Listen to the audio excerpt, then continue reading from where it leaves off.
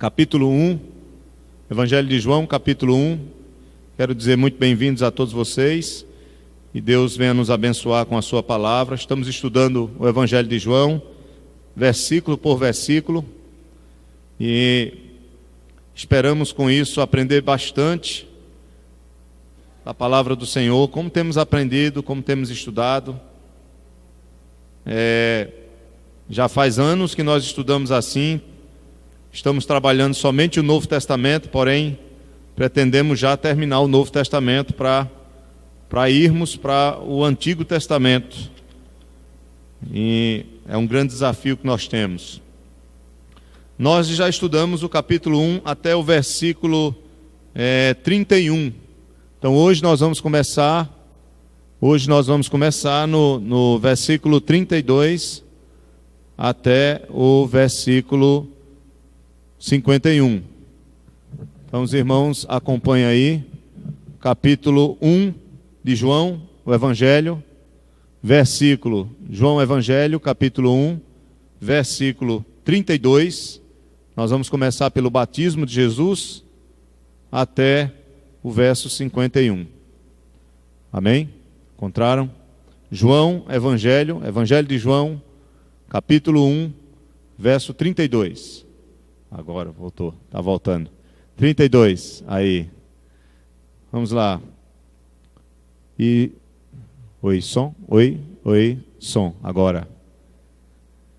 E João testemunhou, dizendo: Vi o Espírito descer do céu, como pomba, e pousar sobre ele. Eu não conhecia. Aquele, porém, que me enviou a batizar com água, me disse: Aquele sobre quem vires descer e pousar o Espírito, este é o que batiza com o Espírito Santo. Pois eu de fato vi e tenho testificado que ele é o Filho de Deus. No dia seguinte estava João outra vez na companhia de 2 dos seus discípulos. E vendo Jesus passar, disse: Eis o Cordeiro de Deus que tira o pecado. Eis o Cordeiro de Deus. Os 2 discípulos, ouvindo dizer isto, seguiram Jesus. E Jesus, voltando-se e vendo que o seguiam, disse-lhes: Que buscais? Disseram-lhe: Rabi, que quer dizer mestre, onde assistes ou onde moras? Respondeu-lhes: Vinde e vede. Foram, pois, e viram onde Jesus estava morando, e ficaram com ele aquele dia, sendo mais ou menos a hora 10ª. Verso 40. Era André, o irmão de Simão, Pedro, um dos 2 que tinham ouvido o testemunho de João e seguido Jesus. Ele achou primeiro seu próprio irmão, Simão, a quem disse: Achamos o Messias, que quer dizer Cristo, e o levou a Jesus. Olhando Jesus para ele, disse: Tu és Simão, o filho de João, tu serás chamado Cefas, que quer dizer Pedro. No dia imediato, ou seja, já é o 4º dia agora, no dia imediato, resolveu Jesus a partir para a Galileia e encontrou a Filipe, a quem disse: Segue-me. Ora, Filipe era de Betsaida, cidade de André e de Pedro. Filipe encontrou a Natanael e disse-lhe: Achamos aquele de quem Moisés escreveu na lei, ou seja, nos 5 primeiros livros da Bíblia, vai de Gênesis a Deuteronômio, e a quem se referiram os profetas, Jesus, o Nazareno, filho de José. Perguntou-lhe Natanael: De Nazaré pode sair alguma coisa boa? Respondeu-lhe Filipe: Vem e vê. Jesus viu Natanael aproximar-se e disse a seu respeito: Eis um verdadeiro israelita em quem não há dolo. Perguntou-lhe Natanael: De onde me conheces? Respondeu-lhe Jesus: Antes de Filipe te chamar, eu te vi quando estavas debaixo da figueira. Então exclamou Natanael: Mestre, tu és o Filho de Deus, tu és o Rei de Israel. Ao que Jesus lhe respondeu: Porque te disse que te vi debaixo da figueira, crês? Pois maiores coisas do que estas verás. E acrescentou: em verdade vos digo que vereis o céu aberto e os anjos de Deus subindo e descendo sobre o Filho do Homem. Amém. Deixe sua Bíblia aberta, volte lá para o verso 32, vamos orar mais uma vez ao Senhor. Pai, aqui está a Tua palavra lida, está diante de nós, dos nossos olhos, também estamos ouvindo a Tua palavra e queremos Te pedir que Teu Espírito Santo venha gerar uma verdadeira fé no nosso coração, para que essa palavra venha produzir poderosamente a vida que o Senhor quer produzir em nós. Obrigado pela Tua santa palavra, que é rica, que é poderosa, para transformar nossas vidas e fazer de nós nova criatura, pessoas que vivem para a glória do Teu nome. Nós Te louvamos por tudo, Te pedimos perdão pelos nossos pecados, em nome de Jesus. Amém. Bem, meus irmãos, eu já falei a semana passada do verso 32 até o 34, quero só repetir a vocês que nós estamos aqui, nesse primeiro capítulo, o evangelista João, ele vai falar sobre a pré-existência de Jesus, que Jesus ele já existia antes mesmo, não como Jesus, mas como Cristo, né? Como verbo, ele já existia como segunda pessoa da Trindade antes da sua encarnação. A sua encarnação ele vai falar, da qual ele vai receber o nome de Jesus no verso 14, o verbo se fez carne e habitou entre nós. Então, o verbo que existia, que é Deus, e que criou todas as coisas, um dia ele se fez homem. Ele tomou a nossa natureza humana e se tornou um de nós. E João diz, e vimos a sua glória, glória como do unigênito do Pai, cheio de graça e verdade. Então, João, o evangelista, ele começa a falar sobre a pré-existência de Cristo e a chegada do Senhor na história humana com a sua encarnação. Depois ele vai detalhar o ministério profético de João Batista. Ou seja, ele vai começar a dizer como era que João pregava, como João testemunhava acerca de Cristo.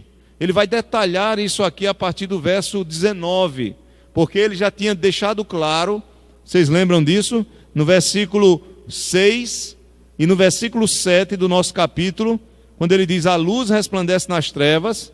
No verso 5, as trevas não prevaleceram contra ela. Verso 6, houve um homem enviado por Deus, cujo nome era João. Ele está falando do Batista.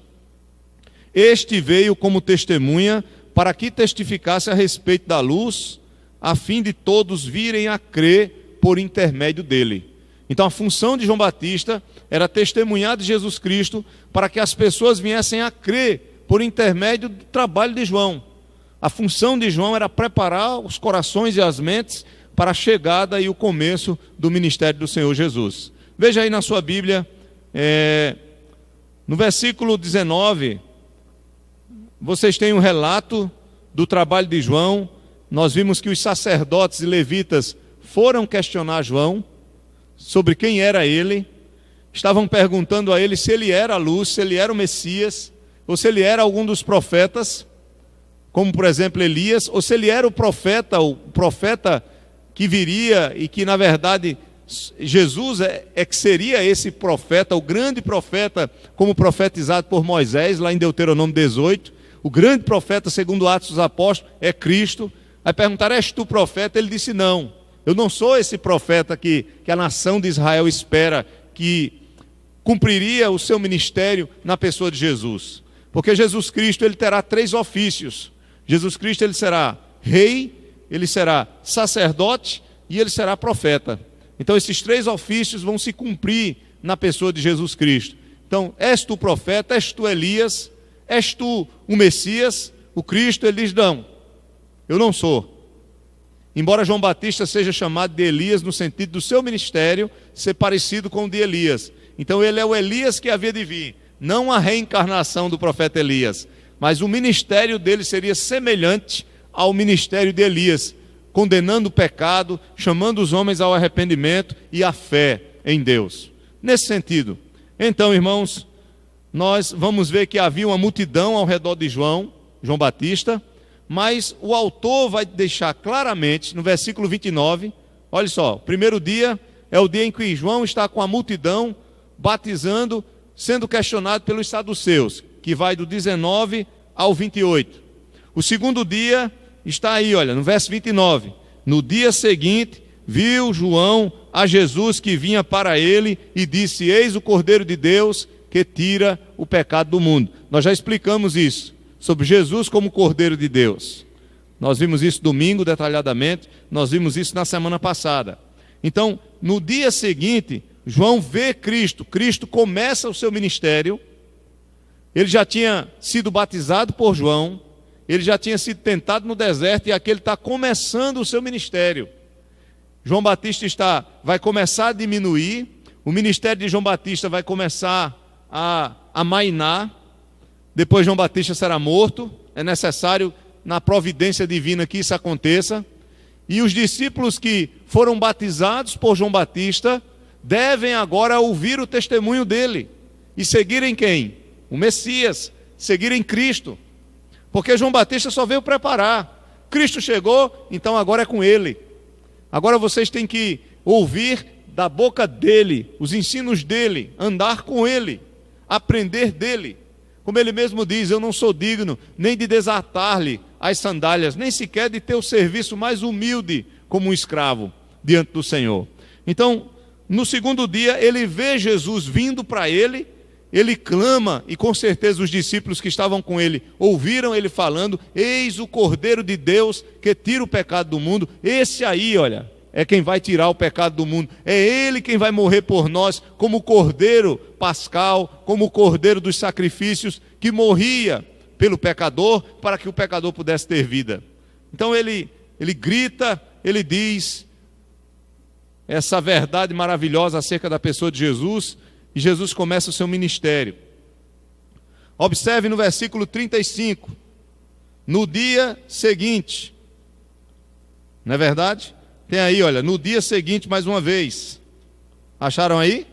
Então esse aqui dia, já é o terceiro, né? Então no primeiro ele está com a multidão, né? No segundo dia ele vê Jesus vindo até ele. No terceiro dia, no dia seguinte aí do verso 35, ele estava na companhia agora não mais da multidão, mas o texto é bem claro, verso 35 do capítulo 1 de João. No dia seguinte estava João outra vez na companhia de 2 dos seus discípulos. Então o número de pessoas tinha se reduzido. Versículo 36, e vendo Jesus passar, disse mais uma vez: eis o Cordeiro de Deus. É bem parecido com o verso 29, não é? Só que no verso 29, observe bem, no verso 29 diz, que é o segundo dia: no dia seguinte viu João a Jesus que vinha para ele. Então, no dia anterior que ele vê Jesus, Jesus está vindo em direção a João, ele vinha para ele vinha em direção a João Batista, e ele aponta para Cristo provavelmente, e diz: eis o Cordeiro de Deus que tira o pecado do mundo. No outro dia, Jesus não está vindo para ele, prestem bem atenção, Jesus está passando, o ministério de Jesus já está se iniciando, e ele diz assim, João, no verso 35, no dia seguinte estava João outra vez na companhia de 2, o texto é claro, ele estava só com esses 2 discípulos, nesse momento, não tinha multidão, e ele vê Jesus não vindo para ele, mas ele vê Jesus passando, ele vê Jesus agora indo, e ele repete a frase, propositalmente para os seus discípulos começarem a seguir Jesus Cristo, quando ele diz: eis o Cordeiro de Deus. Provavelmente esses mesmos discípulos estavam também presentes quando Jesus diz: eis o Cordeiro de Deus que tira o pecado do mundo, no dia anterior. E além do testemunho que João dava acerca dele, que não batizaria com água, mas ele vem para batizar com o Espírito Santo. João diz: olha, eu batizo com aquilo que serve apenas como um sinal. A água é apenas um símbolo do Espírito. A minha função é só batizar com água, porque a água representa o Espírito nesse texto aqui. Mas quem batiza com o Espírito é ele. E o batismo com o Espírito Santo, irmãos, não tem nada a ver com o que muitas igrejas ensinam aqui no Brasil. Batismo com o Espírito Santo não tem nada a ver com dom de línguas. Não tem nada a ver com esses dons de sinais que as pessoas ficam aí. Ah, não, você tem que ter o batismo com o Espírito Santo. Você fala em línguas? Ah, não, não falo. Então, para você falar em línguas estranhas, você tem que ser batizado com o Espírito Santo. Não é isso que a Bíblia está dizendo aqui. Em nenhum momento você vai ouvir falar de línguas aqui estranhas, de profecias, de nada disso. O batismo com o Espírito Santo aqui, é claro, está se falando do novo nascimento, está se falando da pessoa receber o Espírito Santo na sua vida. E quando é que nós somos selados pelo Espírito Santo? Paulo vai dizer, quando nós cremos. Veja aí em Efésios capítulo 1, deixa marcado, vá para Efésios capítulo 1. Eu sei que às vezes eu sou repetitivo, tenho que repetir para vocês, porque repetindo a gente aprende. É ruim quando a gente não repete, porque é normal a gente esquecer. Para a gente que dá aula a gente esquece, imagine vocês. Veja aí capítulo 1 de Efésios. Paulo vai falar sobre o propósito de Deus, capítulo 1 de Efésios. Aí tem muita gente que já é crente, que está na igreja e está buscando o batismo com o Espírito Santo. Isso não tem sentido algum, irmãos. Se você já é um crente, já é nascido de novo, você já tem o Espírito em você. Você já foi selado com o Espírito. O que você precisa fazer agora é crescer no enchimento desse Espírito, como Paulo diz em Efésios 5,18. Mas enchei-vos do Espírito, e não vos embriagueis com vinho, onde há dissolução. Agora veja o capítulo 1 aí, capítulo 1 de Efésios, versículo 12. Vamos começar a partir do 11, versículo 11. Nele é Cristo, ele está falando de Cristo aqui.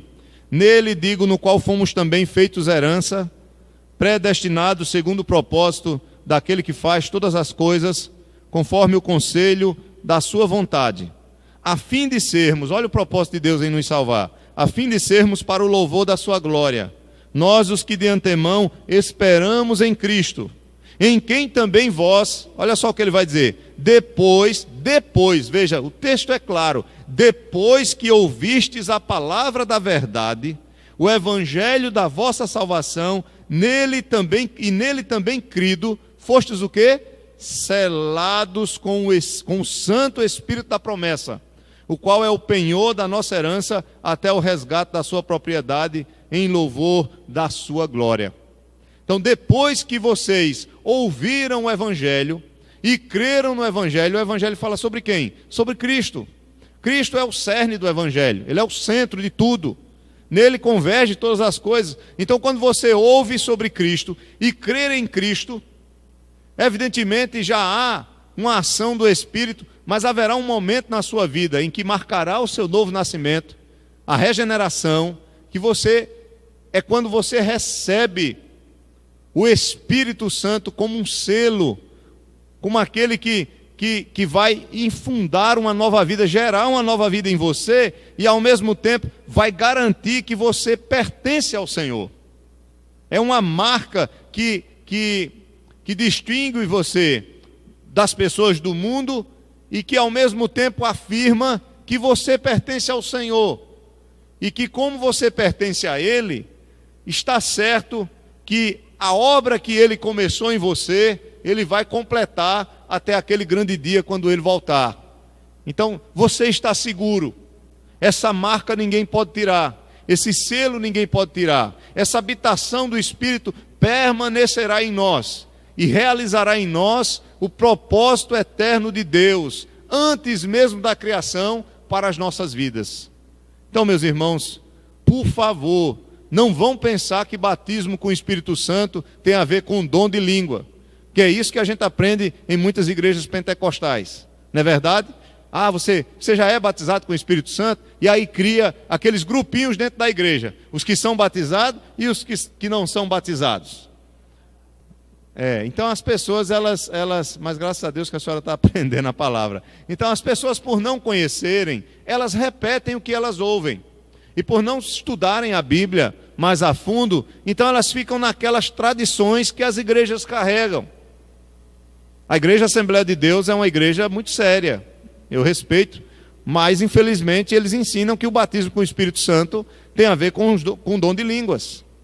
Infelizmente isso é um erro gravíssimo, é um erro teológico, é grosseiro, porque em nenhum lugar na Bíblia você vai ver que o batismo com o Espírito tem a ver com o dom de línguas. Aí eles vão ler alguns textos lá de Atos dos Apóstolos, eles vão ler para vocês talvez a descida do Espírito Santo, quando os apóstolos, sobre eles ficou as línguas de fogo, e eles falaram em línguas. Mas o texto vai dizer que aquelas línguas que eles falaram eram idiomas de 15 nações que estavam diante deles. Eu já expliquei isso aqui a vocês, o significado disso. Eles vão usar isso. Só que você tem que entender que o Pentecostes só aconteceu uma vez e não acontecerá mais nunca. Pentecostes é um evento como a ressurreição de Cristo. O Pentecostes é um evento como o nascimento de Cristo. É um evento único. Ele não se repete. Então, se você diz, Senhor, faz um Pentecostes na minha vida, tudo bem. No sentido até figurado, pode significar, Deus me aviva, Deus gera em mim mais graça, Deus me enche com o teu Espírito, tudo bem. Mas o Pentecostes é um evento. O que é que o Pentecostes ensina, irmãos? O Pentecostes ensina ali, ele marca a descida do Espírito Santo sobre a igreja. Porque até então o Espírito Santo não tinha descido, não tinha sido derramado. Ele é o cumprimento da profecia de Joel, capítulo 2. Os irmãos estão entendendo, né, o que eu estou falando? Então, como o Pentecostes não vai acontecer de novo, é um evento único. Jesus disse que eles deveriam esperar até que do alto descesse o Espírito Santo. Ele tinha o Espírito Santo da promessa. Então, as profecias do Antigo Testamento e as próprias palavras de Cristo iriam se cumprir ali, pelo menos em parte. Porque a profecia de Joel não se cumpre plenamente na descida do Espírito Santo. O sol se converterá, o sol se escurecerá e a lua ficará como sangue, né? Então haverá trevas. Isso vai acontecer no dia do juízo. E isso não aconteceu na descida do Espírito Santo. Aí vocês vão ver que uma das características que vai identificar em alguns momentos da igreja, a igreja que estava começando, que aquelas pessoas que eram gentias, ou seja, não eram judias, não eram judeus, aquelas pessoas para quem era pregado o evangelho, então quando elas se convertiam, elas se arrependiam dos seus pecados e aceitavam a fé cristã, criam em Cristo, sobre elas descia o Espírito Santo e havia uma evidência externa. Então na igreja de Atos, em alguns momentos haverá línguas, como que idiomas, e haverá alguns outros eventos relacionados à descida do Espírito Santo sobre aquele povo, mas isso só acontece ali, e em alguns casos. Mas, por exemplo, quando aqueles 3.000 que acreditaram na pregação de Pedro, no capítulo 2, quando eles se convertem, ou são convertidos, né, pelo Senhor, e eles são batizados nas águas, há alguma evidência deles terem falado em línguas, alguma coisa? Não tem nada disso. Apenas Pedro prega e ele diz, e agora, o que é que a gente faz? Ele diz, creia no Senhor Jesus Cristo, arrependei-vos de vossos pecados, para que venha o refrigério, né, em vossa alma. Então ele começa a arrependei-vos e crede. Então ele leva as pessoas a se arrependerem dos pecados, a crerem no Jesus que ele tinha acabado de pregar, e diz o texto que 3.000 pessoas foram batizadas. Então não tem nada de línguas ali. Então a gente tem que... Quer falar, Roberto? Não, alguma coisa? Pensei que queria falar, tia. Então não há nada disso. Então as pessoas criaram a doutrina para fundamentar a maneira como eles pensam em relação a isso, e tem mantido uma tradição. Sabe a tradição dos homens? Como os fariseus tinham, aquela regra.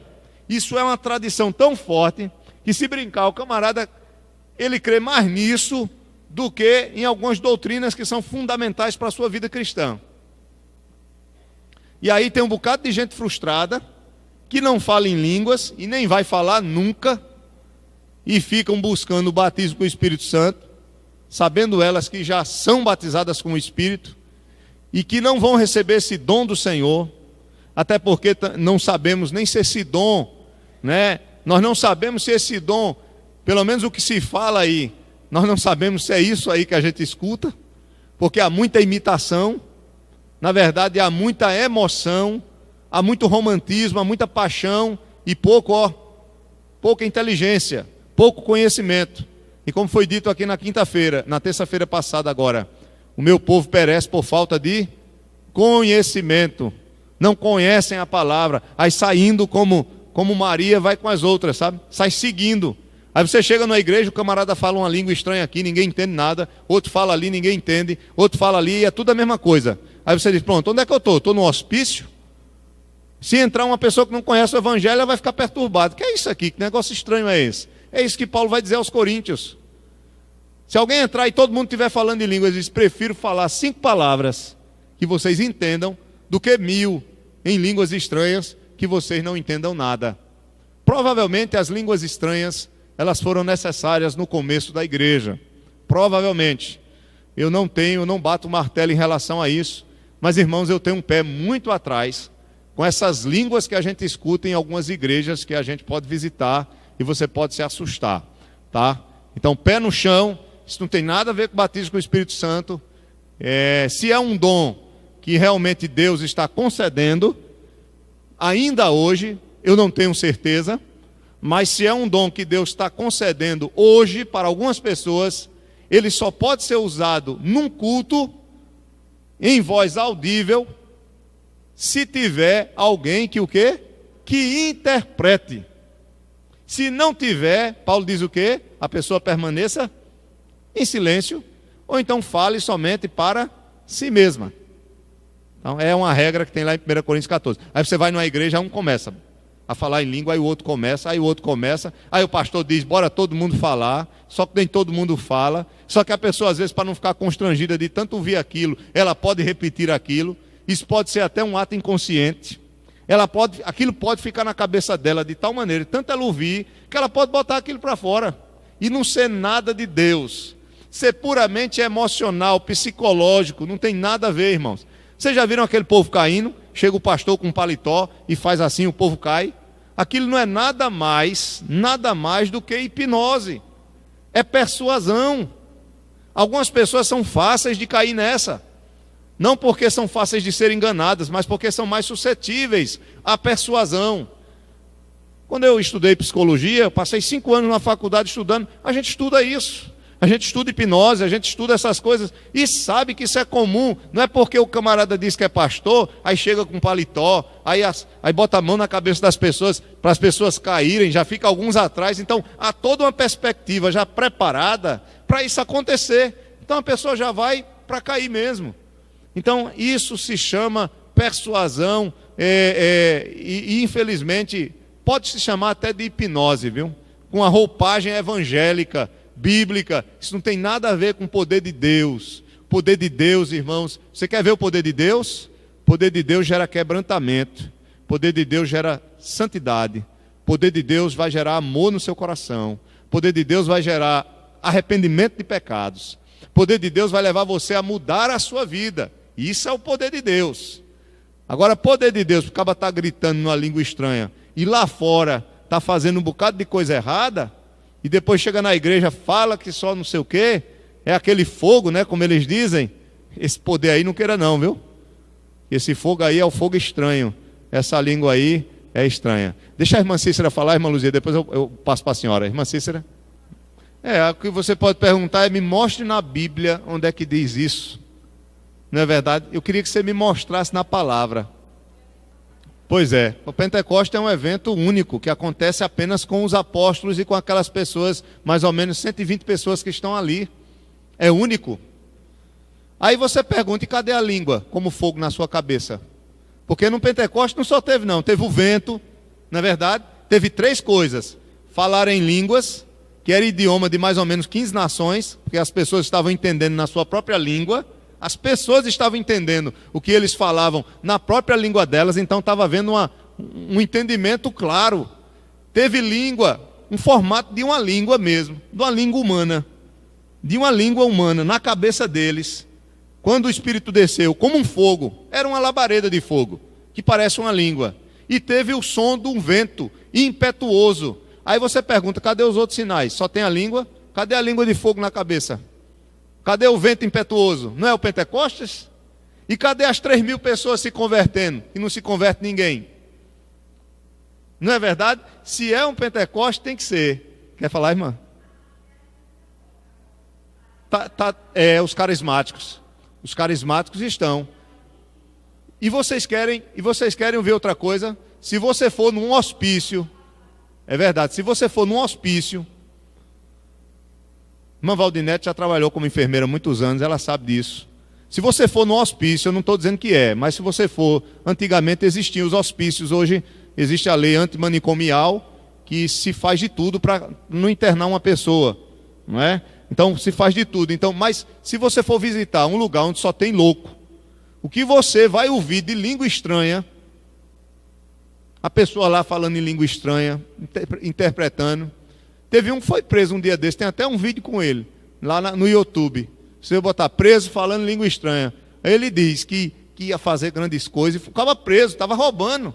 Mas está lá preso, e aí o cara vai entrevistar, o que foi que você fez? Aí ele começa, para língua estranha, e eis que não sei o que eu vou fazer isso, não sei o que. E o cara, você está falando que língua é essa? Ele, não, é o poder de Deus, não sei o que. Batida na lapada, né? O poder de Deus dele. Mas diga, minha irmã. Tinha, antigamente tinha. Se as línguas estranhas, esse dom, né? É de Deus. Não se preocupe com isso. É emocional.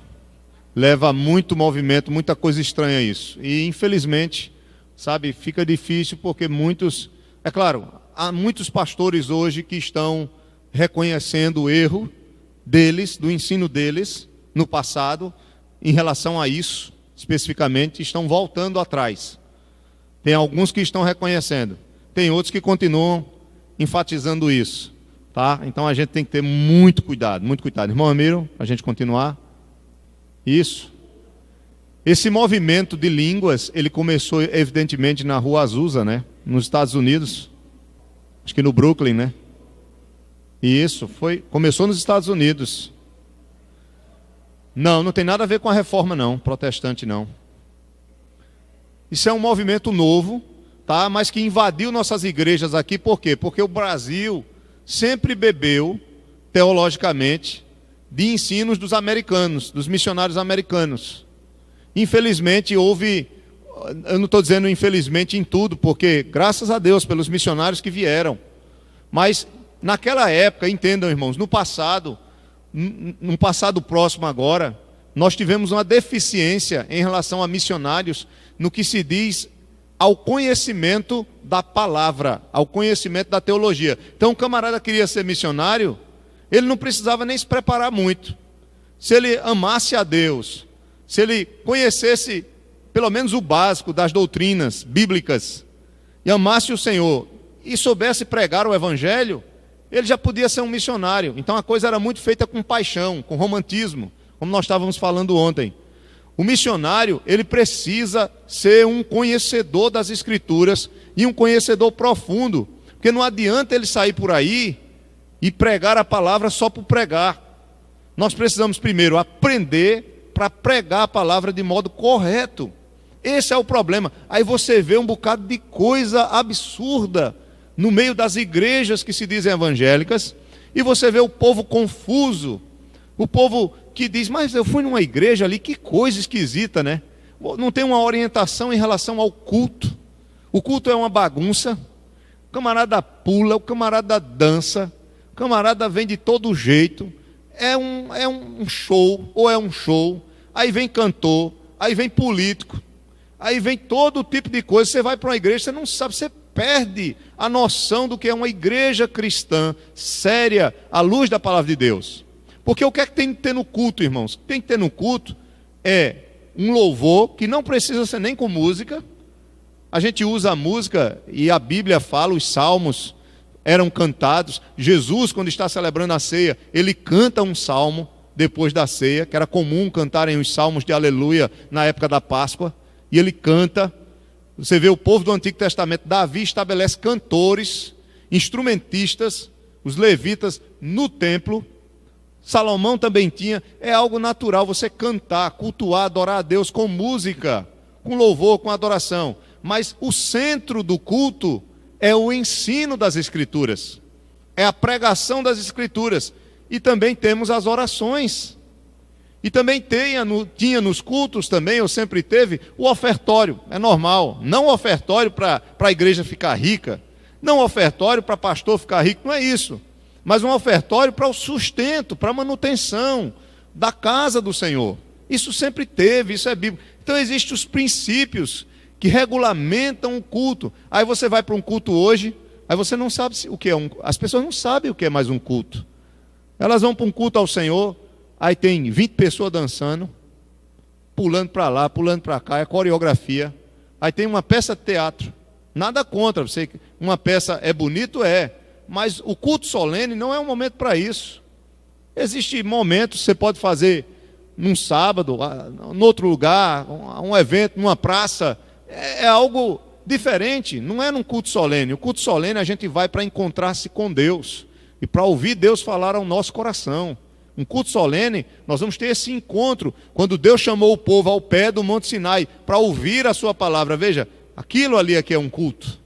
Isso é um culto solene, ele carrega todos esses princípios, né?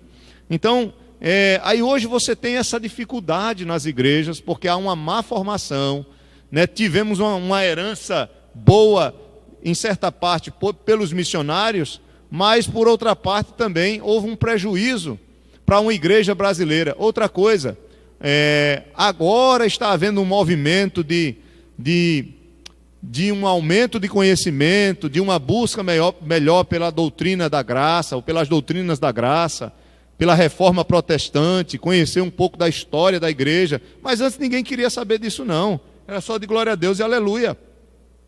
E nós precisamos, irmãos, aprender com a história da igreja, para não incorrer no mesmo erro que as igrejas do passado já caíram.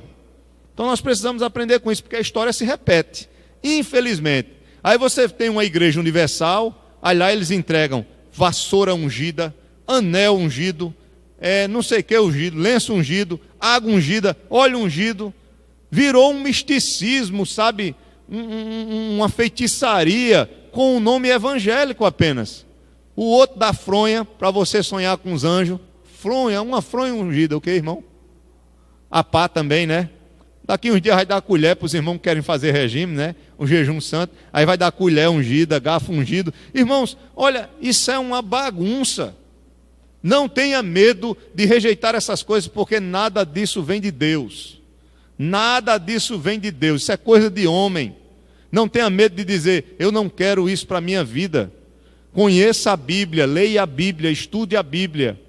Veja como Jesus andava, como os apóstolos andavam, em simplicidade, não tinha essas coisas não, de nada, dessas coisas que os homens criam, sabe?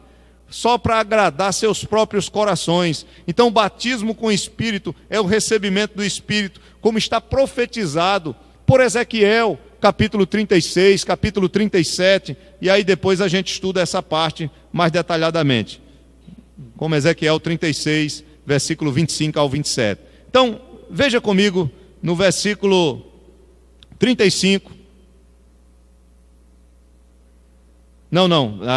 Ezequiel é só o livro de Ezequiel, no capítulo 36, no versículo, não precisa você abrir não, só se você quiser anotar, 25 ao 27, ele vai falar, é a profecia sobre o derramamento do Espírito como água.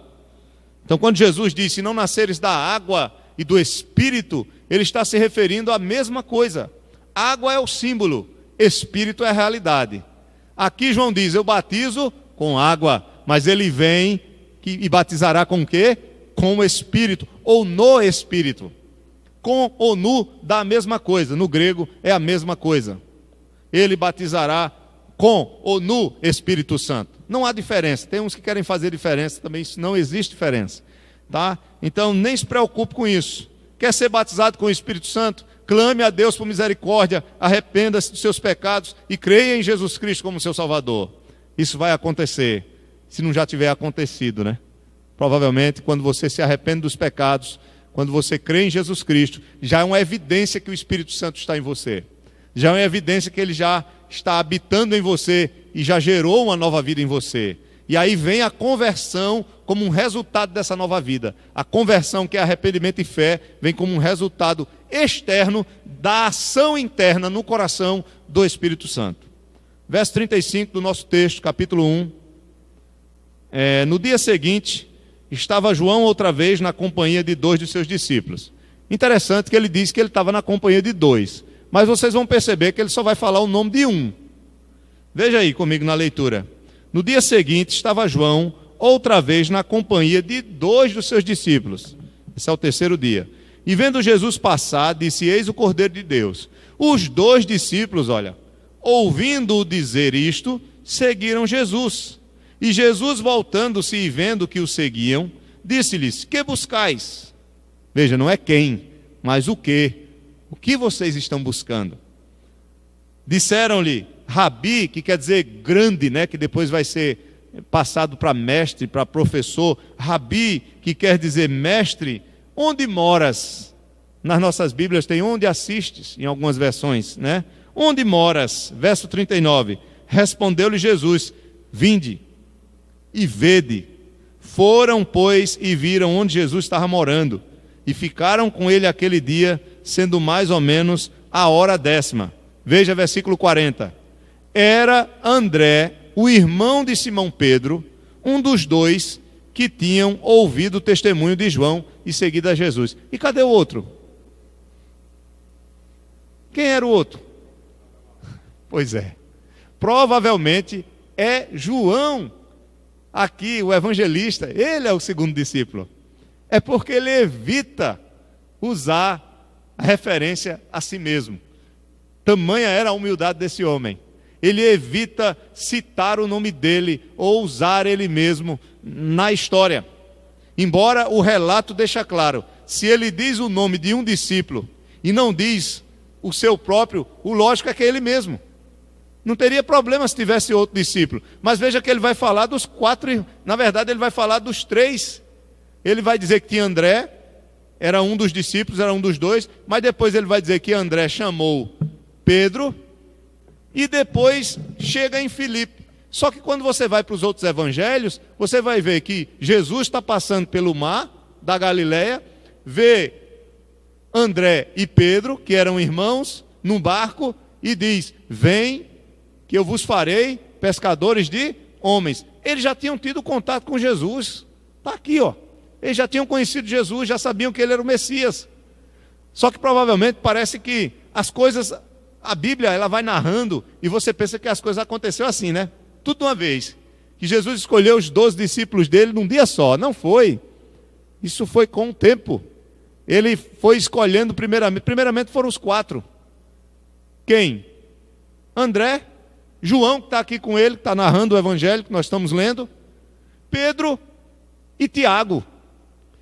Então, quando Jesus está passando ali na praia, que não era uma praia, era um lago, né? O mar da Galileia não é um mar, é um lago, mas é chamado de mar por causa da sua extensão, seu tamanho, do seu valor para aquele povo, quantidade de peixe, a profundidade da água, o valor que aquele enorme lago tem na Palestina até hoje.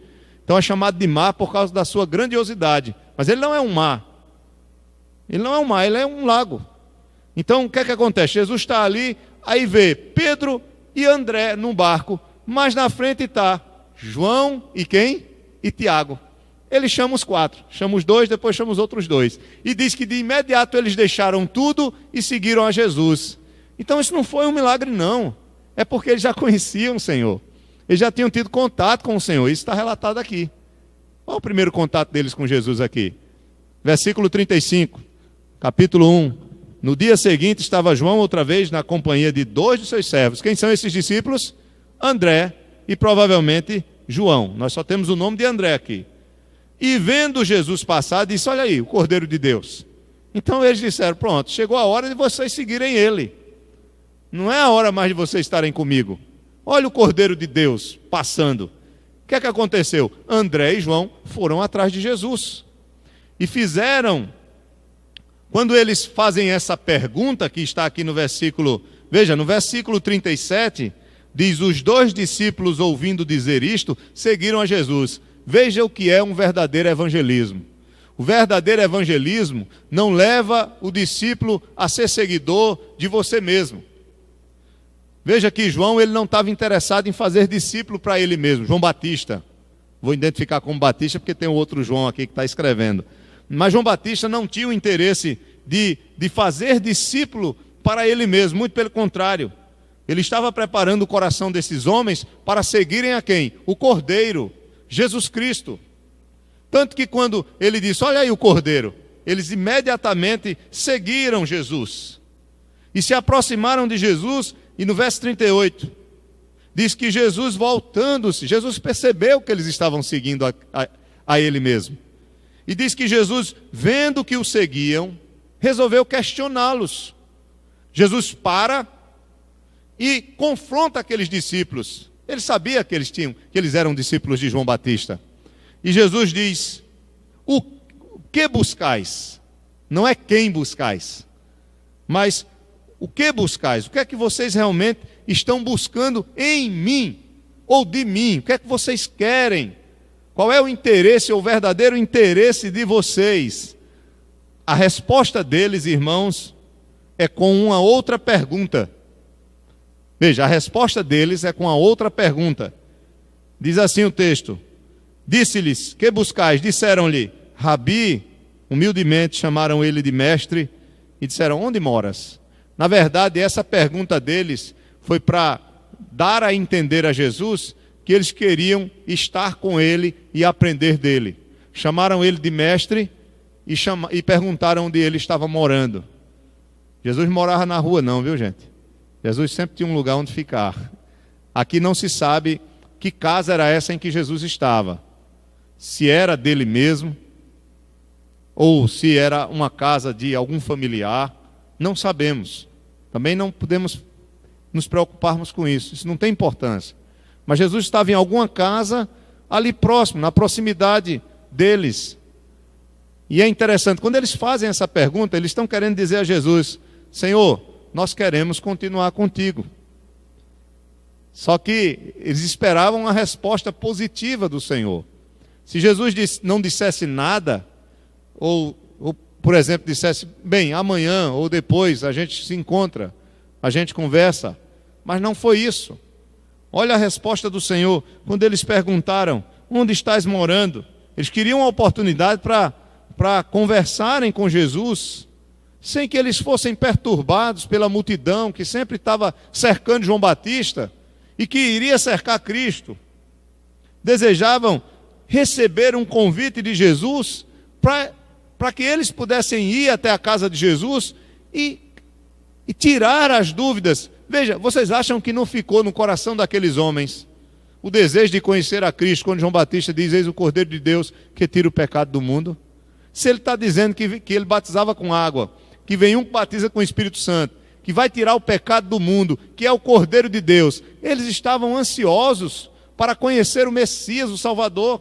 E quando João Batista diz: olha ele aí, eles quiseram imediatamente seguir o Senhor e estar com ele, aprender dele, ouvir dele o que ele tinha para ensinar. E a resposta de Jesus no verso 39 foi: vinde e vede. Venham comigo, vamos lá, vamos juntos. Foram, pois, e viram onde Jesus estava o quê? Morando. E ficaram com ele. Veja, o texto é claro: ficaram aquele dia, não ficaram uma semana, nem um mês não. Eles ficaram naquele dia porque eles tinham que fazer também. Eles tinham que trabalhar, tinham que sustentar a família, eram pescadores, estavam ali nas proximidades do mar da Galileia, não estava tão longe. Mas diz o texto que João Batista estava batizando na região de Betânia, não a Betânia lá de Lázaro, mas a outra Betânia que fica na outra margem do mar, estava do outro lado, né? Do lado da Pérea, e não do lado de cá, da Judéia, mas é dividida pelo rio Jordão, né? E pelo mar da Galileia também tem um outro lado, toda a região ali que fica, a Pérea fica embaixo, do lado da Judéia, o que divide é o rio Jordão. Então, veja que só poderia ser João Batista aqui. Eu vi um comentarista ele dizendo que esse encontro com Jesus marcou tanto a vida desse discípulo aqui que está narrando esse evangelho, que ele, até a hora, irmãos, até a hora ele memorizou, ele lembrava da hora que eles foram para a casa do Senhor. Veja, no verso 39 diz: e ficaram com ele aquele dia, sendo mais ou menos que hora? A hora 10ª. Aí o problema aqui está: que hora 10ª é essa? É a hora 10ª dos judeus ou é a hora 10ª dos romanos? Porque os romanos contavam as horas como nós contamos. Nós não temos a 0 hora, né? Lá meia-noite, né? 0 hora, até meio-dia. Então nós contamos 12 e 12, não é isso? Quando chega meio-dia, nós começamos de novo. 1, 2, 3, 4, 5, vai até 12 de novo. Nós não contamos assim, 12, 12. O judeu não conta assim. O judeu, ele conta diferente. Ele começa a contar, tá, a partir da meia-noite, mas eles, por exemplo, começa 1, 2, 3, mas aqui é o seguinte, perdão, eles começam a contar a partir de 6 da manhã, desculpa, eu botei meia-noite, não, a partir de 6 da manhã, não, vai de meia-noite, vai de 6 horas da noite até 6 da manhã, e assim segue, isso, correto, de 18 horas até de manhã, 6 da manhã e 6 da manhã em diante. Então, por exemplo, a hora nona dos judeus é 3 horas da tarde. Então eles começam, 6 da manhã é a primeira hora, 7 é a segunda, 8 a terceira, perdão, quando de 6 às 7 é a primeira, 7 às 8 é a segunda, 8 às 9 a terceira. Então a terceira seria 9 horas. Não, aí a hora quarta seria 10 da manhã. A hora quinta seria 11. A hora sexta seria meio-dia. Olha só. A hora sétima para o judeu seria 1 da tarde. A hora oitava seria 2 da tarde. A hora nona seria 3 da tarde. Jesus morreu que horas? A hora nona. Se está na contagem judaica, provavelmente está. A hora nona, como está nos outros evangelhos, 3 da tarde. A hora décima, 4 horas da tarde.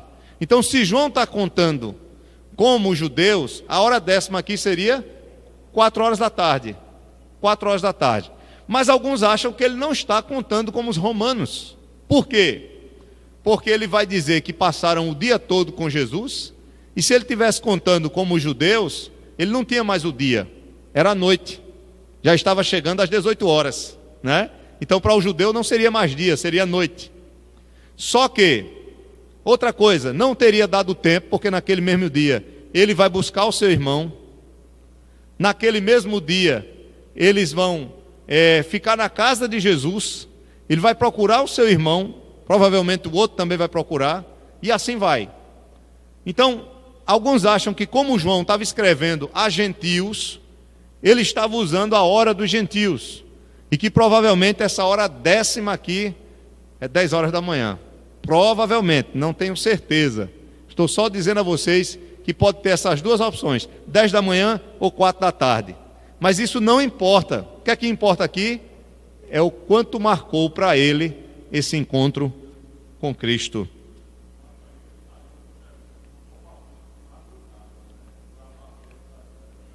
Não tanto, né? Mais cedo, né? Estariam mais cedo. Mais cedo, é verdade. Estariam mais cedo. Isso. Mais ou menos a hora décima. Não, mas poderia ser também 10 da noite. Se fosse na contagem romana. Mas veja, no texto diz: ficaram com ele aquele dia. Mas quando ele fala sendo mais ou menos a hora décima, ele não está se referindo o dia em que eles passaram todo e a hora décima eles saíram. Ele está se referindo quando eles começaram com Cristo. A frase é porque a frase que está completando o versículo, ela está respondendo o fato deles terem seguido Jesus e irem ver onde ele estava. Foi nesse período aqui, desse horário, que eles seguiram a Jesus e foram para onde Jesus morava. A conclusão provavelmente é essa. Agora, se é 4 da tarde ou 10 da manhã, aí fica difícil. Mas eu me identifico muito mais com as 10 da manhã. Porque o fato de que João está falando para gentios aqui é tão claro que ele fica sempre explicando. Por exemplo, quando ele vai dizer que Messias quer dizer Cristo, se fosse para um judeu, ele não estava. Veja aí versículo 40 do nosso texto. Eu vou encerrar no 42, viu, irmãos? Era André, o irmão de Simão, Pedro, um dos dois que tinham ouvido o testemunho de João e seguido Jesus. Era um dos dois, porque o outro era ele, era João, o evangelista. Ele achou primeiro o seu próprio irmão, Simão, a quem disse: achamos o Messias. Aí ele já vai explicando, que quer dizer Cristo. Se esse evangelho estivesse sendo escrito diretamente para judeus, ele não precisava fazer isso. Veja que ele está explicando tudo. A mesma coisa ele faz no verso 42. E o levou a Jesus. Olhando Jesus para ele, disse: tu és Simão, Simão, o filho de João. tu serás chamado Cefas, que é o nome hebraico para rocha, para pedra. E aí ele vai explicar o que significa Cefas. Perdão, eu disse hebraico, é aramaico, perdão. O nome aramaico para pedra. Então, tu serás chamado Cefas. Aí João mais uma vez explica, que quer dizer Petra, ou Pedro em grego. Porque ele está escrevendo, isso.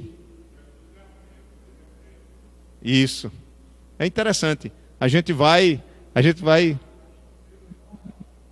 Não, ele não é Pois é. É isso mesmo. Ele é... O que é interessante, o que Jesus ele vai confirmar acerca de Pedro, né? Aqui. Veja, para a gente terminar, quando a gente estiver estudando esse texto, que vai ser bem interessante, nos evangelhos, né? Que quando Jesus se refere a Pedro, né? Quando ele diz também isso, sobre essa pedra edificarei a minha... Isso. Sobre esta pedra, esse texto é tão difícil, né? Porque nós sabemos que há várias interpretações, quando ele diz, tu és pedra, e sobre esta pedra edificarei a minha igreja. Então, a interpretação clássica é que Jesus está dizendo, tu és pedra, com Pedro, mas não uma pedra como ele é, como Jesus Cristo é. Ele diz, sobre esta pedra, sobre Cristo, edificarei a minha igreja. Mas a gente vai ver que há outras interpretações interessantes, como por exemplo, a confissão de Pedro é que está sendo usada, porque essa frase vem depois que Pedro diz, tu és o Cristo, o Filho do Deus vivo.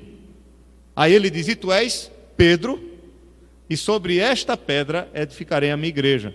Aí alguns acham que quando Jesus diz sobre esta pedra, ele está dizendo sobre essa confissão de que eu sou o Cristo, de que eu sou o verdadeiro Messias, sobre essa fé em mim, eu sou o fundamento da igreja, e é nessa fé em mim que a igreja vai ser o quê? Edificada, fortalecida. Também é uma interpretação bem interessante. Diga aí, irmão. Isso. Correto. Não há outro fundamento senão Cristo. Veja que são interpretações que se encaixam, né? Sim, a Igreja Católica vai usar esse versículo que eu citei em Mateus, não esse daqui, mas o que eu estou falando, tu és Pedro, sobre esta pedra edificarei a minha igreja. A Igreja Católica vai interpretar esse texto como Pedro sendo, né, o principal dos apóstolos e o primeiro Papa da Igreja, e que todos os outros papas, na verdade, é uma continuação dessa sucessão apostólica, a primazia de Pedro, que foi usada como argumento para o bispo de Roma, né, se tornar o primeiro papa da igreja, e assim vai, tá? Mas nós não acreditamos nisso, e não aceitamos isso também, tá? Mas aí, vamos lá, devagarzinho a gente vai chegar lá, bem devagar. Mas veja que quando Deus ele transforma nosso coração, qual é o nosso desejo? É de compartilhar aquilo que aconteceu em nossas vidas, é de compartilhar Cristo com outras pessoas. Isso aqui é maravilhoso. Pedro foi alcançado pelo seu irmão André. Primeira coisa que André pensou quando conheceu a Cristo, eu preciso contar isso para quem?